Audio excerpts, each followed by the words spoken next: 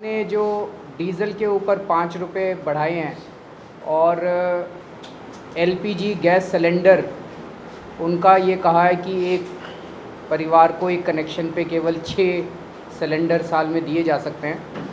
हमें लगता है कि इससे एक आम आदमी के ऊपर बहुत बड़ी मार पड़ी है और इससे लगभग सभी चीज़ों के ट्रांसपोर्ट के दाम बढ़ेंगे तो सभी चीज़ों के दाम बढ़ जाएंगे।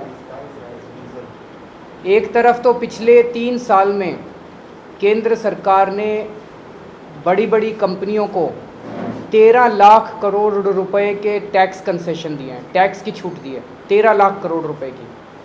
और दूसरी तरफ एलपीजी में टोटल एलपीजी गैस सिलेंडर में टोटल सब्सिडी 37,500 करोड़ की है, केवल 37,500 करोड़ की। तो अगर आप 13 लाख करोड़ रुपए की टैक्स के कंसेशन कंपनियों को दे सकते हैं तो क्या आम आदमी के लिए आप 37,500 करोड़ की टैक्स सब्सिडी नहीं दे सकते? दूसरी चीज़ ये उठती है कि पिछले दिनों में इतने सारे घोटाले निकले। 2 लाख करोड़ रुपए के कोयले फ्री में बांट दिए गए, 2 लाख करोड़ रुपए का 2G घोटाला, 70,000 करोड़ रुपए का कॉमनवेल्थ घोटाला। अगर जन लोकपाल बिल सरकार पारित करती तो इसमें काफ़ी घोटाले सरकार रोक सकती थी और काफ़ी पैसा बच सकता था। डीजल के ऊपर साल में 1.25 लाख करोड़ रुपए का सरकार टैक्स इकट्ठा करती है, 1.25 लाख करोड़ रुपए का। अगर सरकार ये 1.25 लाख करोड़ रुपए का टैक्स जनता का माफ़ कर दे तो डीजल के दाम बढ़ाने की बजाय आप 33 रुपए के ऊपर डीजल बेच सकते हैं इस देश के अंदर, 33 रुपए लीटर के ऊपर। तो आपको बढ़ाने की बजाय आप डीजल के दाम सस्ते कर सकते हैं, और अगर डीजल के दाम सस्ते होते हैं तो सारी चीज़ों के दाम सस्ते हो जाएंगे और एक आम आदमी का जीना आसान हो जाएगा। आज हमें एक प्रश्न हमारे देश के सामने ये है कि क्या कांग्रेस के नवीन जिंदल को और बीजेपी के अजय संचेती को फ्री में कोयले की खदानें मिलनी चाहिए या एक आम आदमी को सस्ते में एलपीजी और डीजल मिलना चाहिए? आज हमारे देश की राजनीति के सामने ये है, पूरे राजनीतिक इस्टेब्लिशमेंट के सामने ये प्रश्न है। एक तरफ तो 2-2 लाख करोड़ रुपए के कोयले फ्री में बांटे जा रहे हैं और दूसरी तरफ जब आम आदमी को सस्ता डीजल और सस्ता एलपीजी देने की बात आती है तो सरकार कहती है हमारे पास 37,000 करोड़ रुपया भी नहीं है। और आज से सारी पॉलिटिकल पार्टीज़ का तमाशा शुरू हो गया। अभी हमने सुना ममता बनर्जी बस वेस्ट बंगाल बंद की कुछ बात कर रही हैं, शायद बीजेपी भी एक दिन का बंद करेगा। ये सारा ड्रामा जो है ये हर बार प्ले होता है और सारी पार्टियों की सहमति से प्ले होता है। कल सीसीपीए की मीटिंग हुई, सीसीपीए की मीटिंग में ये निर्णय लिया गया कि ये डीजल के दाम बढ़ाए जाएंगे। उस सीसीपीए की मीटिंग में ममता बनर्जी के रिप्रेजेंटेटिव क्यों नहीं गए, डीएमके के रिप्रेजेंटेटिव क्यों नहीं गए? इसका मतलब पहले से बता दिया गया था कि आप बाहर रहो, हम दाम बढ़ा देंगे और फिर आप प्रोटेस्ट करना, और फिर 3-4 दिन प्रोटेस्ट करना और 3-4 दिन के बाद हम 1 रुपया कम कर देंगे। ये हर बार यही होता है, हर बार पूरा देश ये नाटक देखता है और आज से फिर ये नाटक शुरू हो गया सारे पार्टियों का। हम ये मांग करते हैं कि अगर बीजेपी और ममता बनर्जी वाकई सीरियस हैं, अगर वो वाकई चाहते हैं कि डीजल सस्ता हो, तो वो अपने अपने राज्य के अंदर डीजल के ऊपर जो स्टेट टैक्स लगाता है वो 5-5 रुपये क्यों नहीं कम कर देते? ममता बनर्जी वेस्ट बंगाल के अंदर डीजल के ऊपर 5 रुपया टैक्स कम करे, मध्य प्रदेश के अंदर, छत्तीसगढ़ के अंदर जो बीजेपी शासित प्रदेश हैं वहाँ पे 5-5 रुपया सस्ता करें, तब हमें लगेगा कि हाँ ये लोग वाकई सीरियसली इस बात का जिक्र कर रहे हैं। इन्होंने 6 सिलेंडर का वो कर दिया कि एक कनेक्शन पे 6 सिलेंडर देंगे। अभी हम देख रहे थे नवीन जिंदल ने पिछले साल 370 सिलेंडर इस्तेमाल किए अपने घर में। आप 6 सिलेंडर में अपना घर चला के दिखा दीजिए, हम लोग भी, इस देश की जनता भी 6 सिलेंडर में घर चला देगी। आप तो 370 सिलेंडर यूज़ करते हैं और जनता को कहते हैं आप 6-6 सिलेंडर में अपना घर चलाइए। तो ये तो हमें लगता है कि बिल्कुल गलत बात है। मैं अब प्रशांत जी से रिक्वेस्ट करूंगा कि ये बताएंगे कि किस तरह से हमारे ऑयल और नेचुरल गैसेस प्राइवेट सेक्टर को दिए जा रहे हैं और जिस वजह से ये दाम बढ़ाने की ज़रूरत पड़ रही है। सरकार आज ये कह रही है कि ये दाम मजबूरन बढ़ाने पड़ रहे हैं क्योंकि सरकार की तिजोरी में पैसा नहीं है। अब सवाल ये है कि पिछले 15 सालों में इस सरकार ने और इससे पहले जो भाजपा सरकार, इन लोगों ने मिलकर धीरे धीरे हमारी सरकारी कंपनी ओएनजीसी के पास जितने ऑयल और गैस फील्ड्स थे, धीरे धीरे कर कर उसमें से जो ज़्यादा प्रोडक्टिव ऑयल और गैस फील्ड्स थे वो निजी कंपनियों को, खासकर रिलायंस, केन एनर्जी, इस तरह की कंपनियों को ट्रांसफ़र कर दिए। जिस तरह से कोल के ब्लॉक्स ट्रांसफ़र करे गए वो भी बिल्कुल कौड़ियों के दाम ट्रांसफ़र कर दिए गए। उदाहरण के तौर पर राजस्थान ब्लॉक, जो कि हिंदुस्तान का इस समय सबसे प्रोडक्टिव ऑयल ब्लॉक माना जाता है, ओएनजीसी से उसकी लीजेस इनको केन एनर्जी को ट्रांसफ़र कर दी गई कुछ साल पहले। कुछ साल के लिए करी गई थी और ये बोला गया था अगर उस बीच में उसमें तेल निकलना नहीं शुरू होता तो फिर वो वापस ले ली जाएंगी। वापस नहीं ली गई, वो पीरियड ख़त्म हो गया, उसके बाद ऐसे ही चलने दिया गया, उसमें फिर बाद में तेल निकला। आज केन एनर्जी कहता है कि हमारे उन राजस्थान ब्लॉक में 5 लाख करोड़ से ज़्यादा का रिकवरेबल तेल है आज के मार्केट प्राइस। उसका कहते हैं कि कॉस्ट निकालने का, तेल निकालने का कॉस्ट उसका सिर्फ 3% है, सिर्फ 3%। इंटरनेशनल मार्केट प्राइस जो है उसका सिर्फ 3% उसका निकालने का कॉस्ट। ये सारा तेल ओएनजीसी और सरकार के पास होना चाहिए था। यानी कि सरकार का कॉस्ट ऑफ ऑयल प्रोडक्शन या कॉस्ट ऑफ गैस प्रोडक्शन, अगर गोदावरी गैस बेसिन रिलायंस को नहीं ट्रांसफ़र किया होता तो यही गैस सरकार के पास होती और बहुत सस्ते दामों में होती। रिलायंस को ट्रांसफ़र कर दिया, वो कहते हैं कि उनसे प्रोडक्शन शेयरिंग कॉन्ट्रैक्ट कर लिया, लेकिन उस प्रोडक्शन शेयरिंग कॉन्ट्रैक्ट में ये लिखा है कि जब आपका प्रॉफिट बहुत होगा, यानी कि आपके कॉस्ट से 2.5 गुना होगा, तब सरकार के पास उसका अधिकतर प्रॉफिट आएगा। अब रिलायंस जो है ये दिखाता ही नहीं है कि उसको कोई प्रॉफिट हो रहा है या कोई सब्सटेंशियल प्रॉफिट हो रहा है, क्योंकि वो उसका दाम बढ़ाते जाते हैं। कहते हैं हमारा कॉस्ट ऑफ एक्सट्रैक्शन बहुत बढ़ गया।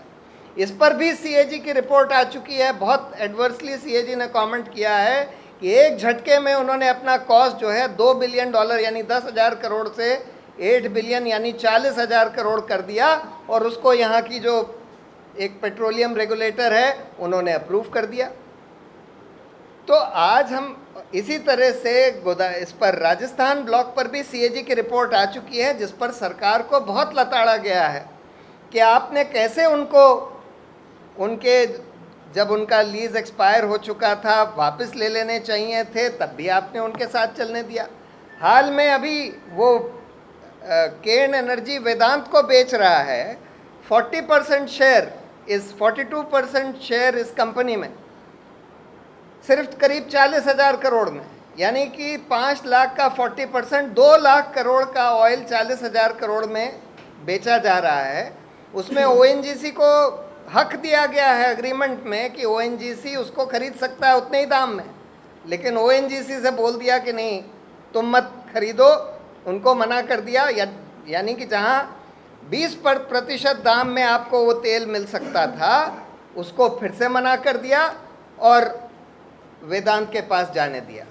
तो लगातार हम देख रहे हैं कि सारे इस देश की प्राकृतिक संपत्ति की जिस तरह से लूट चल रही है वही लूट ऑयल और गैस सेक्टर में चल रही है। और यही कारण है कि हिंदुस्तान में सरकार कह रही है कि भाई हमारी तिजोरी में पैसा नहीं है और हमको इसलिए तेल का दाम बढ़ाना पड़ रहा है।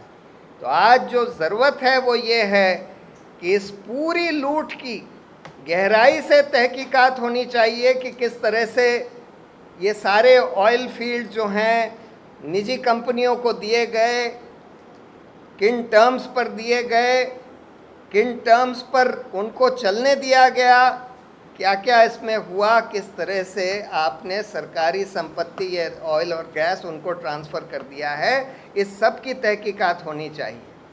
और यही मैं थोड़ा सा ऐड करना चाहता था। योगेंद्र जी, देखिए, इसमें बुनियादी बात तो ये है कि हिंदुस्तान अपने पेट्रोलियम प्रोडक्ट्स हमारे यहाँ होते नहीं हैं, हमें मंगाने हैं, पैसा देना होगा और देश को इसके बारे में एक दीर्घकालिक नीति बनानी होगी कि हमारे जितने थोड़े बहुत रिसोर्सेज हैं उसका कैसे बेहतर से बेहतर इस्तेमाल कर सकें, बाहर से आए तो उसे किस दाम पे किस वर्ग को कैसे उपलब्ध किया जाए और दीर्घकाल में इसका इस्तेमाल कम कैसे किया जाए, देश के दीर्घकालिक हित के लिए क्या चीज़ है, वो करने की बजाय सरकार की नीतियों में या तो जो अपने स्थानीय संसाधन है उसके बारे में, जैसा प्रशांत जी ने बताया, उसमें तो खुल्लम खुल्ला लूट की नीति लगती है। ये सभी प्राकृतिक संपदा पे है, ऑयल उसका कोई विशेष अपवाद नहीं है। और जब भी कोई हिंदुस्तान की 2-3 बड़े कॉरपोरेट हाउस हैं, उनका जिस चीज़ में हाथ पड़ जाता है उसके बाद सरकार की नीति उसमें सुस्थिर नहीं हो सकती। उसके बाद वो सरकार की नीति बनाते हैं, सरकार अपनी नीतियाँ नहीं बनाती, और ऐसा डर लगता है कि ये भी एक और सेक्टर वैसा बनता जा रहा है। सरकार तमाम तर्क देती है, तर्क को सुनना चाहिए।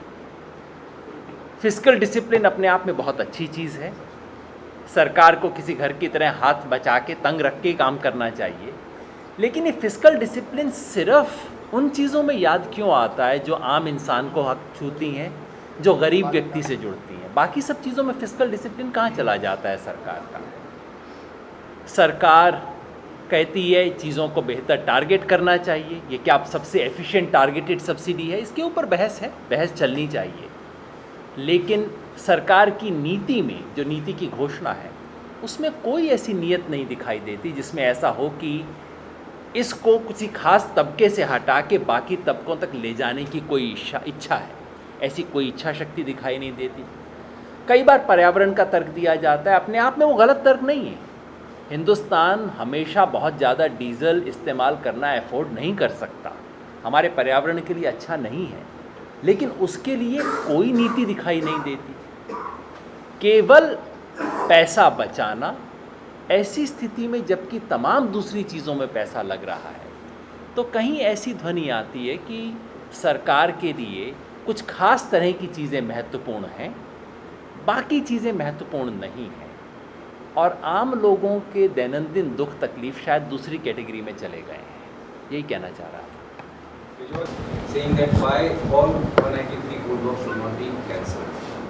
No, I think this is a very welcome step, though I believe that the petition which had been filed is not a very comprehensive petition. We will be filing a very comprehensive petition hopefully by the end of next week, in which we will be seeking not merely an independent investigation into these coal block allocations, but also cancellation of all these allocations on the ground that they are arbitrary, mala fide, corrupt, etc. एक और सवाल, एक और चीज़ पर हम लोग कुछ बात कहना चाहते थे। कल सुप्रीम कोर्ट ने एक फ़ैसला दिया है जिसमें ये बोला है कि इंफॉर्मेशन कमीशंस जितने हैं, सेंट्रल इंफॉर्मेशन कमीशन और स्टेट इंफॉर्मेशन कमीशंस, इनका चेयरमैन रिटायर्ड चीफ जस्टिस होना चाहिए, और इनके मेंबर्स में भी आधे मेंबर्स रिटायर्ड हाई कोर्ट या सुप्रीम कोर्ट के जज होने चाहिए। अब इसका मतलब है कि आज के बाद इस देश में कम से कम 160 हाई कोर्ट या सुप्रीम कोर्ट के जज इंफॉर्मेशन कमीशंस में लगाए जाएंगे। पहली बात तो, और उन्होंने बोला है कि हर बेंच में हर फैसला एक बेंच को करना होगा जिसमें कि एक जज ज़रूर होना चाहिए। इसका मतलब ये है, आप ये मान कर चलिए कि इसका मतलब ये है कि चाहे हम सारे ही रिटायर्ड हाई कोर्ट या सुप्रीम कोर्ट के जजों को ये नौकरी दे दें, सेंट्रल इंफॉर्मेशन कमीशन या स्टेट इंफॉर्मेशन कमीशन की, फिर भी ये सारी पोस्ट नहीं भर सकती, क्योंकि उसमें भी रिटायरमेंट एज है 65। सबको भी अगर हम लगा दें तब भी 160 जज आप नहीं उसमें अपॉइंट कर सकते। पहला इसका कॉन्सिक्वेंस ये होगा कि आधी से ज़्यादा पोस्ट खाली रहेंगी, और अब जितने अभी भी इंफॉर्मेशन कमीशंस में बहुत बैकलॉग हो गया है, अब आज के बाद बैकलॉग लगातार आप देखेंगे निरंतर बढ़ता जाएगा। ये बात सही है कि आज स्टेट इंफॉर्मेशन कमीशन और सेंट्रल इंफॉर्मेशन कमीशन में नियुक्ति करने की जो प्रक्रिया है वो बिल्कुल पारदर्शी नहीं है, सरकार खुद अपॉइंट कर देती है, ज़्यादातर ब्यूरोक्रेट्स या पॉलिटिकल फंक्शनरीज को वहाँ अपॉइंट कर देती है। इसके ऊपर पारदर्शिता और उसका सिस्टम, प्रॉपर सिस्टम सिलेक्शन का बनाना बहुत ज़रूरी था। उसको करने के बजाय सुप्रीम कोर्ट ने बस इतना बोल दिया कि भाई आधे जज लगा दो। इससे ना तो पारदर्शिता आएगी, ना ही रैशनलाइजेशन होगा अपॉइंटमेंट्स का, ना ही ठीक लोग अपॉइंट किए जाएंगे। ऊपर से जो काम अभी तक हो रहा है वो भी सारा ठप हो जाएगा। ये बहुत गलत डिसीजन है, इसको रिव्यू होना चाहिए। तो इसके साथ में उसी को रिव्यू होना चाहिए। सुप्रीम कोर्ट ने जो सीजी के लिए कहा कि एक संवैधानिक संस्था है और निश्चित तौर पर उसका आदर किया जाना चाहिए, उसकी रिपोर्ट को खारिज नहीं किया जाना चाहिए। जबकि अब से कुछ दिनों पहले तक क्या लगातार कांग्रेस सीजी के ऊपर ही टारगेट कर रही है, ये कह रही है कि सीजी की रिपोर्ट में सही नहीं है। और कांग्रेस की तरफ से तो ये भी कहा गया कि कांग्रेस सीएजी और बीजेपी का माइंडसेट एक सा है। आज सुप्रीम कोर्ट का नहीं, ये तो कोई कह नहीं सकता। और बार बार सिर्फ सुप्रीम कोर्ट ने ही नहीं, सभी लोग ने कहा है कि भाई सीएजी एक संवैधानिक संस्था है जिसका बहुत अहम रोल है। जब सीएजी कोई सरकार के बारे में कहीं भ्रष्टाचार को उजागर करता है या कहीं इस तरह से जो सरकारी संपत्ति की लूट चल रही है उसको उजागर करता है, तो अब हम देख रहे हैं कि हाल में ये ट्रेंड बन गया है, ये नया ट्रेंड है कि सीएजी के ऊपर अटैक किया जाता है। और इस आधार पर नहीं किया जाता कि भाई आपके तर्क में कुछ गड़बड़ी है। कभी कभी कुछ तर्क के बारे में भी बोला जाता है कि भाई इन्होंने लॉस गलत कैलकुलेट कर लिया, ज़ीरो लॉस है वगैरह। लेकिन ज़्यादातर अब ये बोला जाता है कि भाई वो इलेक्शन लड़ना चाहते हैं या इस तरह के मुद्दे उठाए जाते हैं। तो ये तो यही दिखाता है कि जहाँ सरकार की या जहाँ जो आज सत्ता में बैठे हैं उनकी जब नीयत ही इतनी ख़राब हो जाए, इतने भ्रष्ट हो जाएं कि जहाँ कोई जना आपके भ्रष्टाचार को उजागर करे उसी को आप अटैक करने लगें। और ये निरंतर दिख रहा है हम लोगों को कि जो कार्टून बनाता है उसको जेल में डाल दो, जो आपके भ्रष्टाचार के खिलाफ लड़ने के लिए संस्था खड़ी होती है उसके खिलाफ ये सब इन्वेस्टिगेशन करवा दो। जैसे आज ये मनीष की संस्था है, उसके खिलाफ FCRA का इन्वेस्टिगेशन करने रोज़ ये होम मिनिस्ट्री के ऑफिशियल्स आए रहते हैं। और जहाँ ये पॉलिटिकल पार्टियाँ इतना चंदा ले रही हैं, कैश में ले रही हैं सारा, उसका कोई इन्वेस्टिगेशन नहीं होता। बाहर की कंपनियों से ले रही हैं, FCRA का वायलेशन है, उसका कोई इन्वेस्टिगेशन नहीं होता। मतलब सरकार या ये जो बड़ी बड़ी पार्टियां जो सत्ता में बैठी हैं वो कुछ भी करती रहें, सब ठीक है। जो उनके खिलाफ आवाज़ उठाए उसका मुंह बंद करने की कोशिश करें। आपने कार्टून की बात कही, अरविंद का भी एक कमेंट इसी पर, जो सुप्रीम कोर्ट ने सीएजी की रिपोर्ट को कहा है कि इसको जो है ठीक है, उन्होंने बोल दिया दोनों का ही। अरविंद की ठीक है।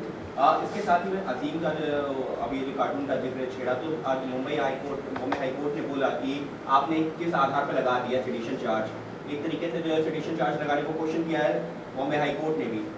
वो तो ठीक ही बोला बॉम्बे हाईकोर्ट ने, क्योंकि देश भर में अभी कुडनकुलम जहाँ मैं गया था वहाँ पे हजारों गांव के लोगों के ऊपर राष्ट्रद्रोह का मुकदमा दायर किया हुआ है। एक आम आदमी, उसके पास ना कोई हथियार है, वो अपने सेफ्टी की बात कर रहा है। वो बेचारा इतना कह रहा है कि मेरे घर के पास एक न्यूक्लियर प्लांट लगा रहे हो, इससे अगर इसमें एक्सीडेंट हो गया तो मेरी सेफ्टी के बारे में बता दो। उसके लिए संघर्ष कर रहा है और उसके ऊपर राष्ट्रद्रोह का मुकदमा लगा रहे हो। तो ये मुझे लगता है बहुत वेलकम स्टेप है। और अगर इसके ऊपर हाई कोर्ट अगर कुछ फ्रेमवर्क बनाएंगे तो इससे अच्छा रहेगा। Thank you.